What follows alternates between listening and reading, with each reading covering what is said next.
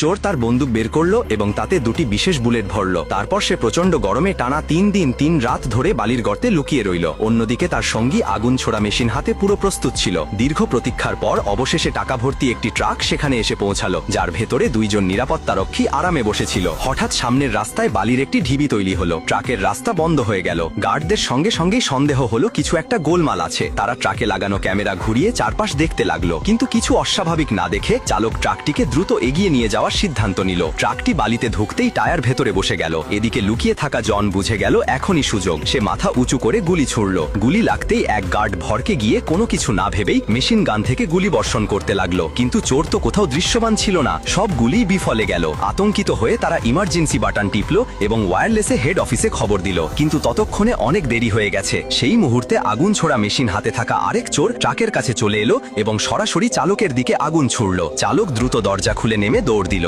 কিন্তু এখন দুই গার্ডই শিকার হয়ে গেছে। পাহাড়ের আড়াল থেকে জন নিশানা করে বসেছিল। একে একে দুই গার্ড মাটিতে লুটিয়ে পড়ল। জন খুশি হয়ে সোজা ট্রাকের দিকে দৌড় দিল। আগে থেকে রাখা অতিরিক্ত টায়ার বের করে দ্রুত জ্যাক লাগিয়ে টায়ার বদলে ফেলল। তারপর বালির নিচে লুকিয়ে রাখা লোহার মোটা চাদর বের করে ট্রাকের টায়ারের সামনে বিছিয়ে দিল। টায়ার আর লোহার চাদর মিলে ট্রাক সহজেই বেরিয়ে এলো। এবার জন ট্রাককে তার সঙ্গীদের তৈরি করা গোপন রাস্তা ধরে চালিয়ে নিয়ে গেল, যা সরাসরি এক গভীর গর্তে গিয়ে শেষ হয়েছিল। তারা আগে থেকেই গর্ত খুঁড়ে রেখেছিল। প্রমাণ মুছে ফেলার জন্য প্রথমে গর্তের ওপরে লোহার চাদর ঢাকলো, তারপর তার ওপর বালু চাপা দিল। এরপর তাদের এক সঙ্গী হেলিকপ্টার নিয়ে এলো। হেলিকপ্টারের পাখার বাতাসে বালু সমান হয়ে গেল। তারা ভেবেছিল সব ঠিক হয়ে গেছে, কিন্তু হেলিকপ্টার চালকের নজরে এলো দূর থেকে একটি দ্রুতগামী গাড়ি আসছে। বিষয়টা ফাঁস হবার ভয়ে সে হেলিকপ্টার নিচে নামালো এবং বন্দুক বের করলো। অথচ বেচারা গাড়িওয়ালা কেবল রাস্তা দিয়ে যাচ্ছিল, কিন্তু দুর্ভাগ্যবশত তাকে প্রাণ হারাতে হলো। চোরেরা তার লাশ গোপন করছিল, এমন সময় একটি পুলিশের গাড়ি এসে হাজির হলো। পুলিশ দেখে জন একটুও ভয় পেল না। সে তাড়াতাড়ি স্পোর্টস কারে বসলো।